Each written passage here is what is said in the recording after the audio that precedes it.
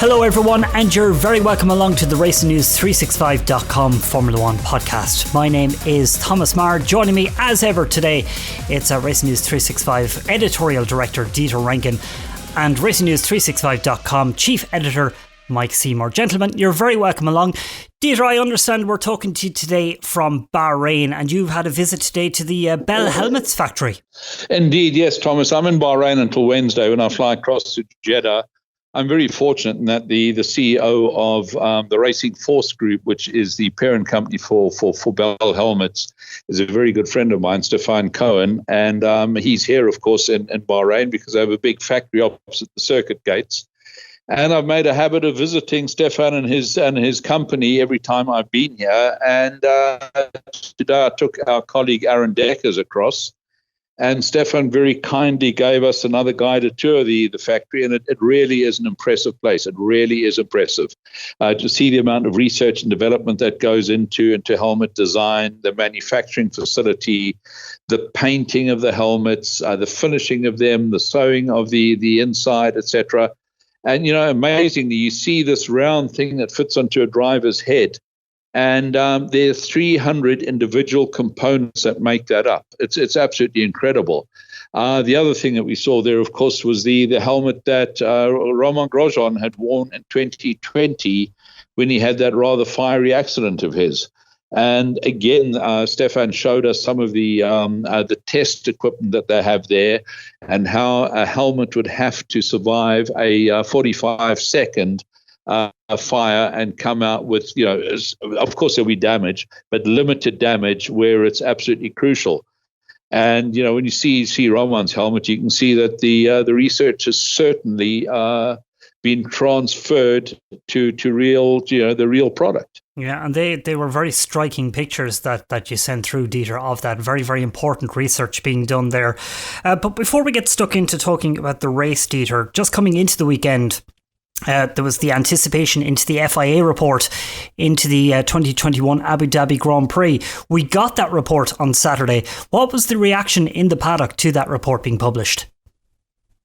I think broadly there was interest, but there's also an overwhelming, overriding feeling that, you know, Formula One should be looking forward, not back. But I think that's a bit of a convenience as well, because the whole thing has dragged on for effectively 3 months. The result isn't going to change. Max Verstappen is world champion. Lewis Hamilton is runner-up. And none of that's going to change regardless. So from that perspective, I think there's a sort of element of Abu Dhabi fatigue around. You know, people have just heard nothing other than Abu Dhabi and the events there for the last 3 months. And they really want to sort of move on. That said, and I do have this in my diary, I'm rather disappointed that we don't know who compiled the report. We don't know who they interviewed. And frankly, to me, it appeared to be nothing other than a timeline of what really happened. And I certainly didn't learn anything new from it, which is very, very disappointing, particularly given the fact that we have an incoming FIA president, Mohammed bin Sulayem, who admittedly had no role then. The incidents in Abu Dhabi happened the week before he was elected. He sort of landed with his hot potato in his lap, but he had pledged transparency. And I don't see much there if you don't even know who compiled the report. There is the fact as well, Dieter, that the recommendations that were outlined in the report have broadly been implemented at this point. They have indeed. And I think this is the other point, that, you know, if there were so many recommendations that had to be done, this would sort of indicate that there was some form of systemic shortcoming within the FIA, and therefore I question why Michael Massey, under the circumstances, had to be dumped. And I keep wondering what sort of outside influences there were. Now, Dieter, you spoke with Robert Reid, I believe, over the weekend, the deputy president of the FIA. Did the report come up in your conversation? It did indeed, but I'd mentioned some of the points that I've just mentioned now. Let's not forget that it is an FIA report, so there isn't going to be any sort of different response to what there was on paper. But Robert and I basically discussed the restructuring of the FIA. That's inevitable. You know, whenever new people come in, they always look at structures, they look at systems. They obviously have a look at the people that are there, and I think there will be some changes coming.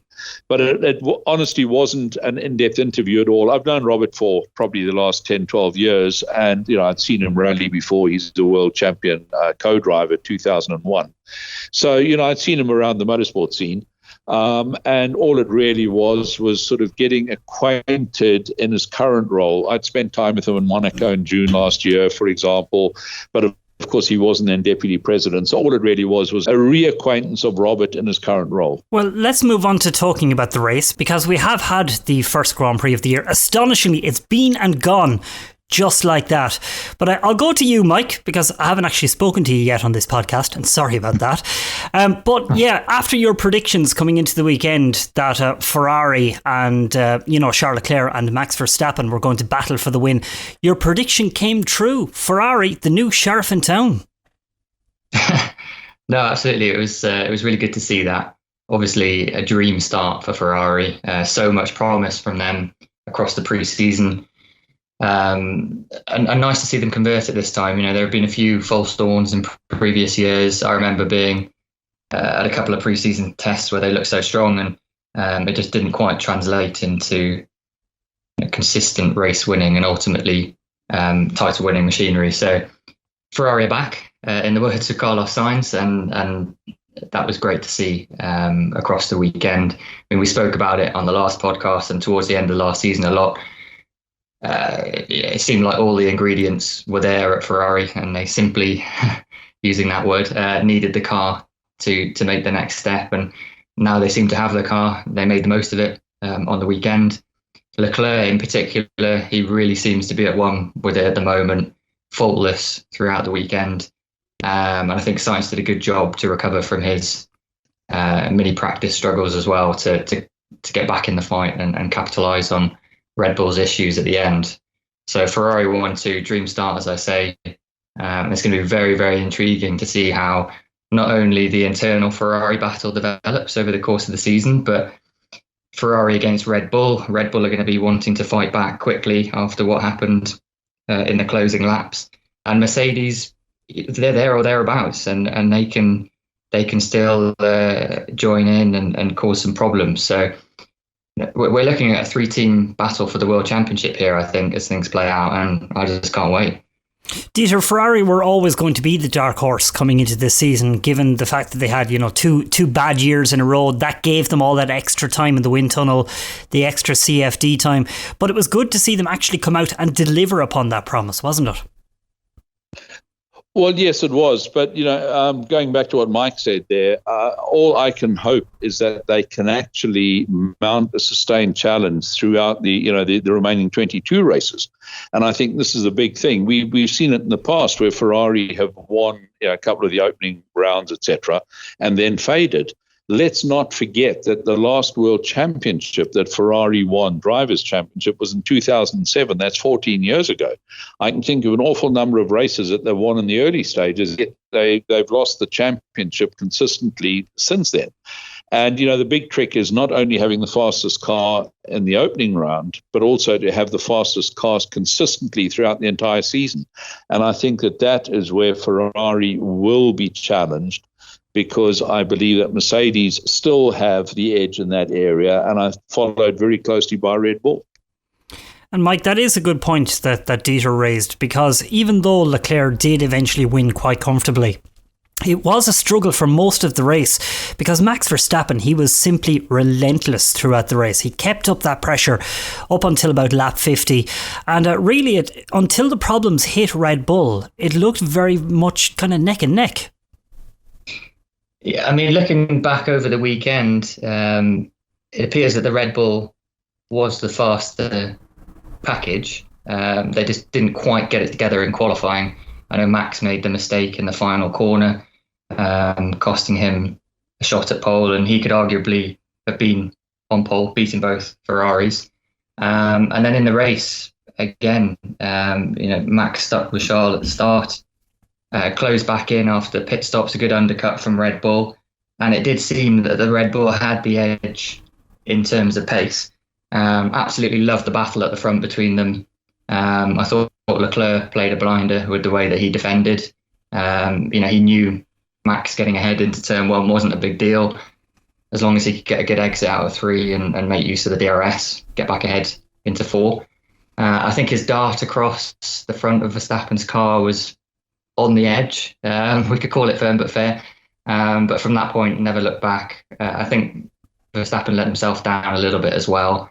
Could have maybe worked out a better plan with DRS a little bit sooner. And then he locked up and the sting was kind of out of his attack. But all in all, a real statement of intent from Leclerc and Ferrari. I think it's totally fair point from Dieter.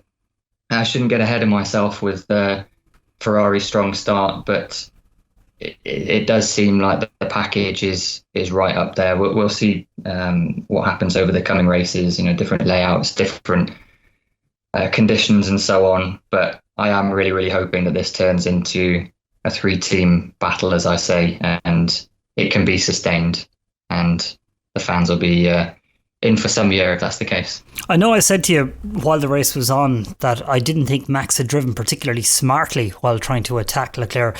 What did you make of his kind of rinse and repeat approach to trying to get past Leclerc into turn 1 when there was that second DRS zone, seconds later?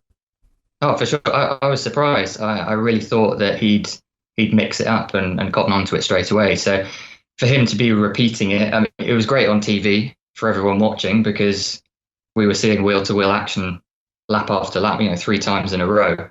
But I was a little bit surprised and thought maybe Verstappen would mix it up a little bit and realise that sitting behind at turn 1, would have been the better approach and to nail Leclerc into turn 4. And then it seemed like Verstappen had the legs over the rest of the lap because he was really putting pressure on Leclerc through the final sector down the main straight and pulling off those moves repeatedly. So, if you got ahead at turn 4 and pulled away and broken clear, maybe it would have been a different story. But it was a great battle overall anyway, and let's hope for plenty more.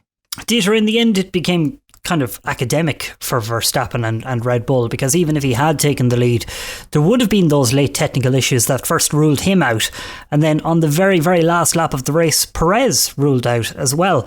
What's the latest you've heard regarding these issues? Because, there's been some rumours that there wasn't enough fuel in the car, that it's down to the fuel pump, that it might be the engine. What's the latest you've heard? I'd heard that it's a fuel system failure in both cases, which I'm inclined to believe. I'd heard the running out of fuel story, that they hadn't put enough fuel into the car, etc. I'm disinclined to believe that for the very simple reason that obviously we had a safety car phase. That would have saved an enormous amount of fuel. So I really can't see that. Had it been at all marginal, I think the safety car would have tipped them into positive in any event. So there is that to it. Secondly, whilst on paper one could believe that if they'd run out of fuel, they would deny it, wouldn't they? However, I do know the individuals concerned, and when they assure you that wasn't the case, then I do believe it. It would have been a different matter if they'd said, well, Dieter, actually we did, but we'd prefer it if you didn't write that, which I think is what they would have done had it really been the case.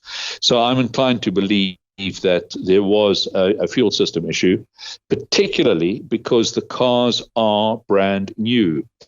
You have all sorts of lines and hoses and pumps and whatever sitting in totally different places to where they were last year. So it's to be expected that there will be an issue. When I spoke to Jan Moncho of Sauber the other day, he said to me, we have a particular fuel line which runs a particular route, which is only slightly different from previous years, but it is different. And he said, and this came loose. And he said, the only reason why it came loose is because we hadn't realized that it was rubbing up against something else.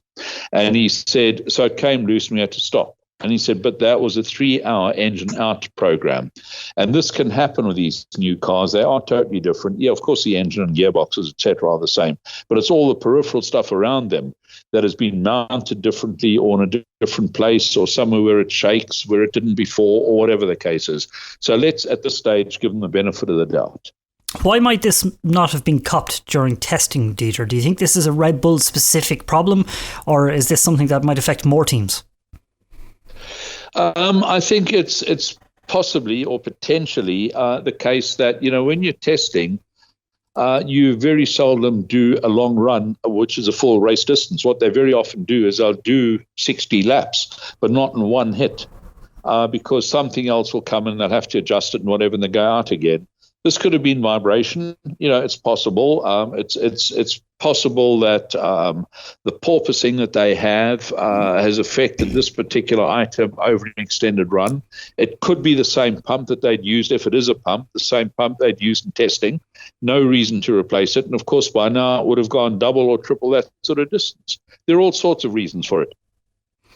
Mike, Red Bull's misfortune was to Mercedes' good fortune, because it looked like Mercedes were on for a pretty distant 5th and 6th place, but they moved up then into 3rd and 4th, Hamilton getting that final podium position, and a very much a salvaged weekend for the reigning Constructors' Champions, wasn't it?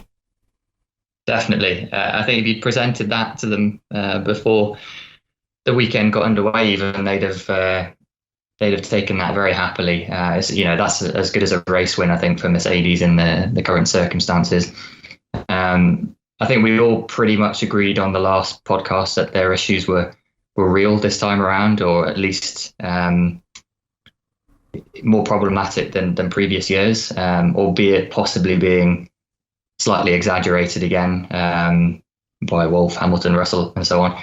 The stopwatch never lies, as Toto loves to say, and they were the third fastest team in qualifying in the race, with a clear gap to Red Bull and Ferrari. So, P5, P6 was the absolute maximum for them in a normal scenario. And for them to walk away with P3 and P4, also with Red Bull, their arch rivals, from last season, enduring one of their worst races in years. I'm sure they were very, very happy on Sunday night, and definitely damage limitation.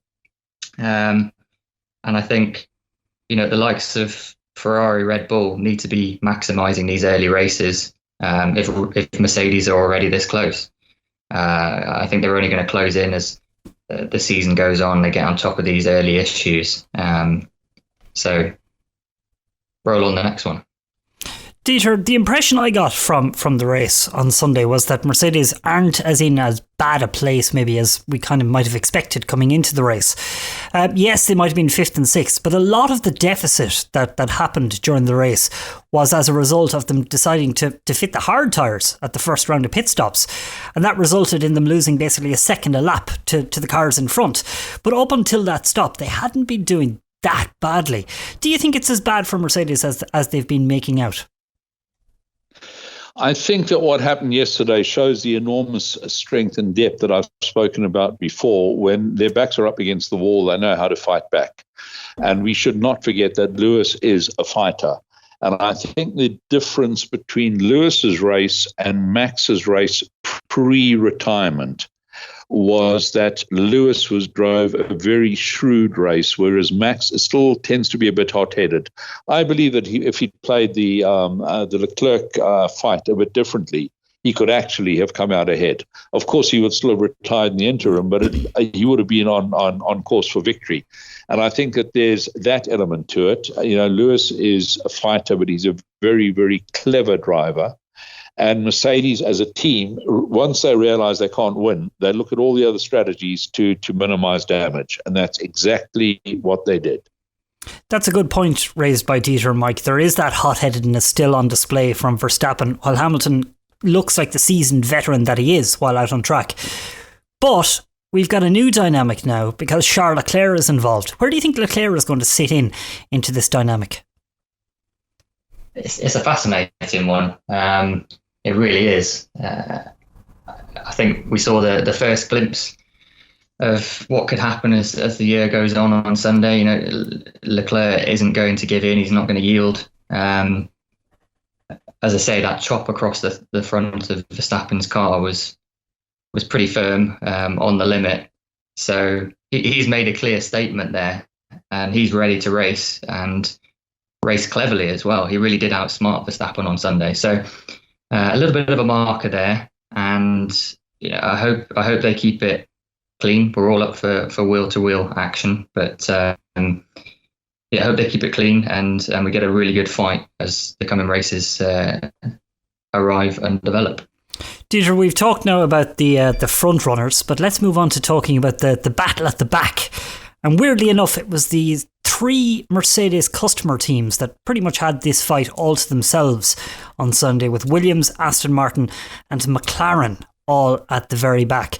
Were you surprised to see McLaren, how badly they fared, considering the Barcelona test, they look quite strong? Yeah, but they were really up against it. Let's not forget, we keep talking about the Barcelona test as a test. It was actually a 3-day shakedown. Nobody really showed their full hand and true colours there for a couple of reasons. The first one is that, Red Bull didn't want to go too quickly. So people looked at the car and thought, oh, they've done this and that and the other. That's made them very quick. Let's copy it. So by sort of running at a moderate pace, people sort of thought, oh, maybe the car isn't that clever. Mercedes ran the peculiar side pods, which, as we then discovered, were actually a camouflage for zero pods. And then of course McLaren also in Bahrain had the problem with the brakes. They also had Daniel Ricciardo having COVID. So there is that to it. But I think above all, and I did ask the question on Friday already and again on Saturday, and I saw that it's sort of been picked up all over the place yesterday.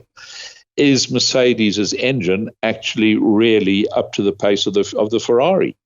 And what we mustn't forget is that in the last year or thereabouts, starting in May last year, Red Bull have recruited an enormous number of senior Mercedes engineers. Mercedes, of course, deny that this has any effect on it.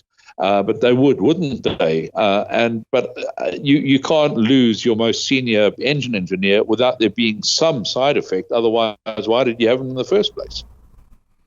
Do you see this now developing into McLaren and Williams fighting at the very back?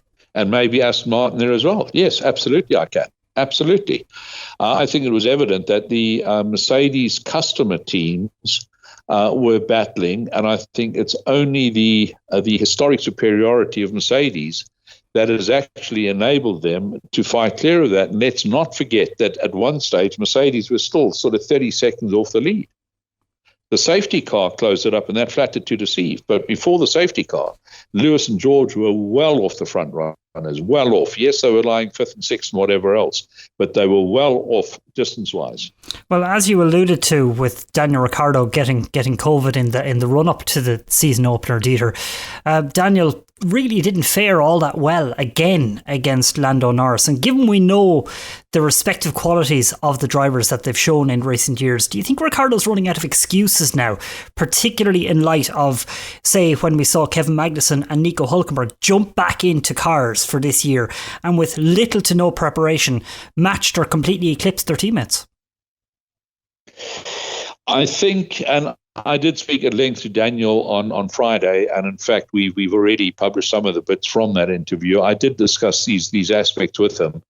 Where I said to him, are you a bit worried that along comes this youngster and he's comfortably running ahead of you? And I said, when do you actually turn around and say, well, maybe I should get out of here? And he said, when I do actually feel that, I will. Now, the mere fact that he said that tells me that it's probably at the back of his mind that he's got to do something about it. But before we get too harsh on Daniel, let's not forget that he was suffering from the after effects of COVID. The mere fact that you found negative doesn't mean that you're 100% physically. Equally, it is an arduous race. It's at night. It's incredibly hot and sweaty, and you're racing under lights which need a different level of concentration. So there were all these factors. And then in addition to that, he doesn't really know the car. He did 1.5 days in Barcelona, then a bit here. And so let's give Daniel the benefit of the doubt. But certainly I think he's aware of the fact that he needs to pull his socks up. I think Daniel should actually be very, very worried, particularly given the fact that, Lando has recently extended a contract that was far from expiry in any event. My information is that was due to expire at the end of 23 or possibly even 24, and that's been extended at this early stage till the end of 26. Whereas, Daniel's contract expires at the end of next year, and there's no talk whatsoever of any extension. And I think that should really worry him. Mike, where do you see this going for Daniel now, seeing as he's already up against it after just one race? No, indeed. I mean, that Q1 exit on Saturday was a real killer, wasn't it? And It can't go on much longer than this. And obviously the McLaren this year, there are plenty of issues that they need to overcome.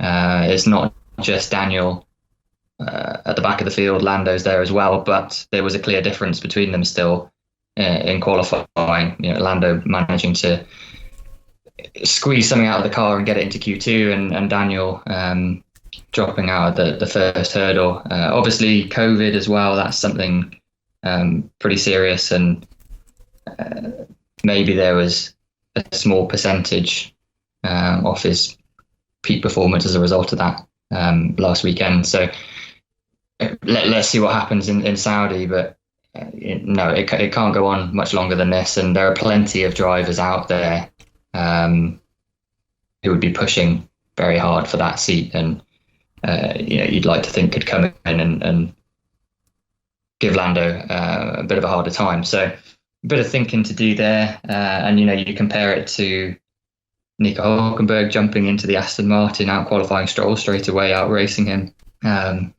doing a great job. Kevin Magnussen, surprise last minute call up, very little testing time, straight on the pace, amazing qualifying performance. And again, I'm saying this relative to teammates, that's the key benchmark here.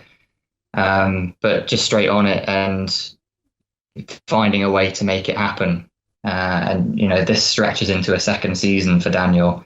Sure, he had some highlights last season, but there were more lows than highs, and he's one of the best characters on the grid, and he's won races in the past, but for some reason it's proving difficult to find success at McLaren. So I hope he works it out. I hope McLaren can get on top of their troubles and they see better times soon, but looks like a pretty grim situation at the moment. Dieter, the team that have kind of replaced McLaren at the top of the midfield now appears to be, and I know you've been saying this for pretty much all of winter, it's Haas.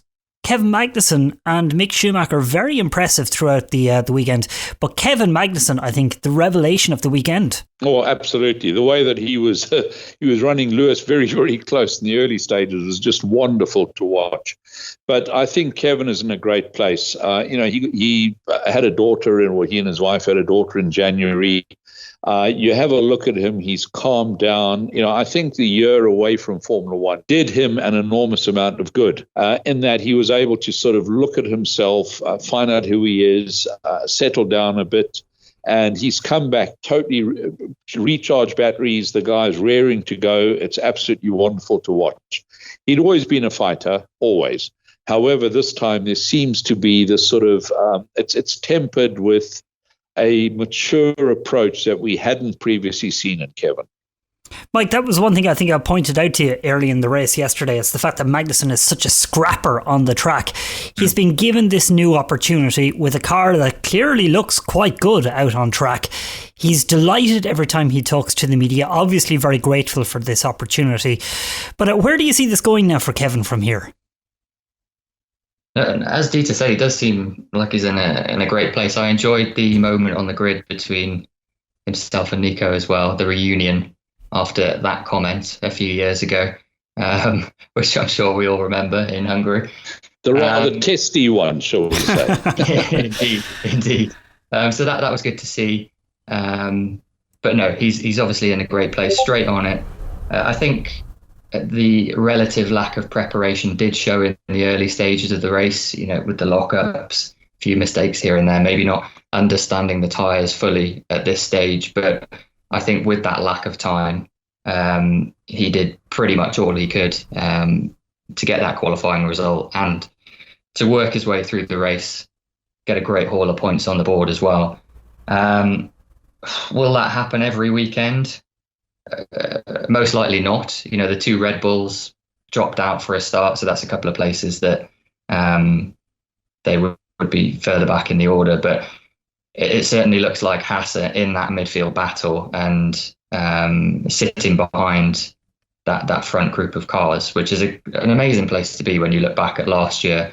Of course, they wrote off that year to focus on 2022, but there were no guarantees. It's such a big change. So many things could go wrong, could go down the wrong route in so many different ways. So it's brilliant to see them up there and fighting after those struggles, after the pre-season struggles on and off track as well. And I think it's, Kevin coming into the team, it appears to have given, the mechanics, engineers, Gunter seems a bit chirpier as well. It seems to have really lifted them and got the spirits back up again.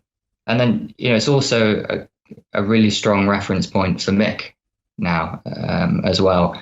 He didn't have the best weekend, didn't quite extract the most out of the car in qualifying, and then got caught up in a few scraps in the race. Unlucky to be spun around on the first lap as well, but well held.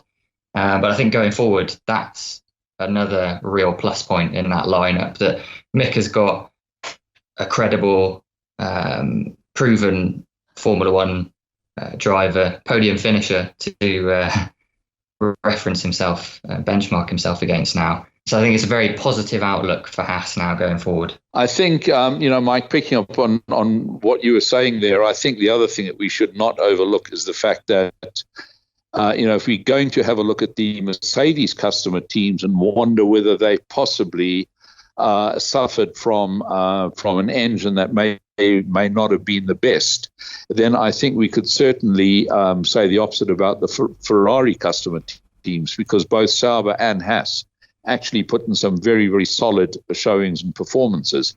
And, I think that, all credit to Haas for the chassis, but equally, I don't think we should overlook the role that the new Ferrari engine has played. I mean, first of all, Charles would not have won that race with last year's engine, point one.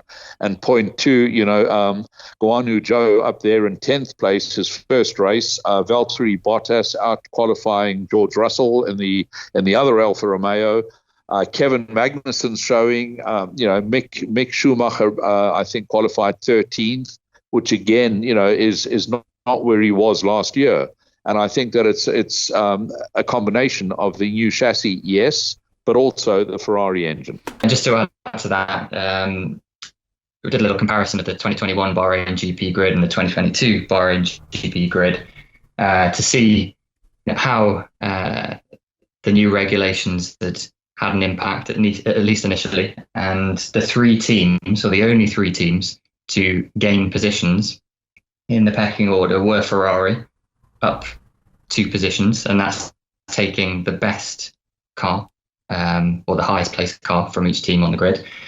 Alfa Romeo +4 places, and Haas +5, and all with the Ferrari power unit, of course. So I think that's a good point to be made, alongside the comments that have come out regarding Mercedes engine. Dieter, that's actually one thing about Haas. There is that huge change in dynamic at the team for Mick Schumacher. After a year where he, kind of became the de facto team leader alongside Nikita Mazepin, he now is kind of playing second fiddle a little bit to Magnussen. At least that's the impression from looking outside. How do you think Mick is going to respond to this? Well, I think the first thing that I can say about this is that we now know exactly where Nikita Mazepin fits into Formula One, because, obviously with that car, which Kevin was able to use to run very, very close to the Mercedes, if Mick was that far off Kevin's pace and Nikita last year was generally off Mick's place, I think that, that's a fair benchmark of where Nikita fits in. As far as Mick is concerned, I think it's very healthy for him to now realize that he has no excuses. Last year, there was this constant, well, he's a rookie. The Haas hasn't been developed. It's a low-budget team. Ferrari have had an engine problem. None of that applies. And, now he literally has to qualify within a couple of places at least with from Kevin, or he's got to reconsider his future, particularly given his surname. Well, Dieter, it's been a fascinating first Grand Prix weekend of the year, but we've no time to rest. We're straight back into it again this weekend with the Saudi Arabian Grand Prix, just 3 months after the first visit to Jeddah. Do you see anything majorly different happening this weekend? Will it be Ferrari and Red Bull at the front again, Mercedes hanging gamely on? Thomas, I think it will be a completely different race to the one we saw in Bahrain for a couple of reasons. The first one is obviously the circuit layout in Jeddah is completely different to the Bahrain Grand Prix. It's a very bumpy circuit, so the teams that have been suffering from porpoising may have had it sort of under control here in Bahrain on its relatively smooth surface.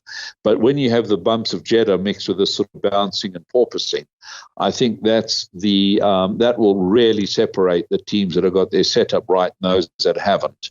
And from that perspective, I do actually fear for Mercedes, because they did have to compromise their setup to overcome the porpoising. And when you start having a very bumpy circuit, as we will have in Jeddah, then it's a double whammy. The second thing is that I think there will be an issue with line of sight through the corners. We had that last year already. Now, of course, we have the taller tires. We have those bunny ear wings over the front wheels, which also take away from visibility. So there are all sorts of factors. I don't know what the weather will be like, but certainly we shouldn't forget that the cars would have had little time to recover after the Bahrain Grand Prix. And that Jeddah race is very, very, very arduous. So I think it will be different. I certainly can't see it being a foregone conclusion that we'll have a Ferrari and a Red Bull on the front row. Not at all. Mike, any wild predictions for Jeddah? I don't know about predictions. I think, I'm hoping for more of the same. We saw a great battle between Red Bull and Ferrari in Bahrain. So if we can have at least those two teams fighting out at the front, then that should make for plenty of excitement. Mercedes, it's going to be interesting to see how they fare, as Dieter said, with their porpoising struggles and everything that's going on there at the moment. Toto's comments saying their car is too draggy rather than lacking outright engine power. So I think we'll get a few more answers this weekend on that front as well. But it was a very promising start as a whole for F1's new era last weekend. And that's my biggest hope, that we just see more of the same. The midfield battle stays as intense as it was as well. And we get some more good racing in. Dieter, before I let you go, how optimistic are you that the new regulations and the new era is going to work out? Well, I think, first of all, I think it's difficult to judge off a sample of one. But certainly there seemed to be more close running than we've seen in the past. However, I do believe that the field was still too spread out for comfort. After the first 5 or 6 laps, there was a definite grouping of sort of front group, a middle group, and a rear group. And whilst the scraps within those groups were great to watch, ultimately what we'd like to see is the groups also closing up, so the front runners of, say, the second group could actually be nipping at the heels of the tail enders of the first group. And we didn't seem to have that. We seemed to have a bit of a gap. So first group, gap, second group, gap, third group. And I think that needs to close up. I think that will happen over time as the team sort of bed in with the new regulations. But for the rest, pretty impressive. And so it should be, because, ultimately an awful lot of time, effort, money, ingenuity was spent on getting these cars to the stage. Well, let's watch this space and see how Saudi Arabia unfolds. Dieter, what's your plan between now and Saudi Arabia? When do you actually head off to Jeddah? I fly on Wednesday, Thomas, and then on Thursday afternoon, sort of noonish, I'll be in the media center through till Sunday, and then I fly back to Europe on Monday morning, 4 a.m. Well, safe travels, Dieter, and thank you very much, as always, for joining us on the RacingNews365.com Formula One podcast. Great to be here. Thank you, Thomas. And you can follow Dieter on Twitter at RacingLines. Mike Seymour as well, Chief Editor of RacingNews365.com. Thank you very much for everything on the podcast today. Thank you both, and look forward to the next conversation. And you can follow Mike on Twitter as well. It's at Mike Seymour F1. My name is Thomas Maher. You can follow me on Twitter at Thomas Maher on F1. We'll be back after the Saudi Arabian Grand Prix with the RacingNews365.com Formula One podcast next week.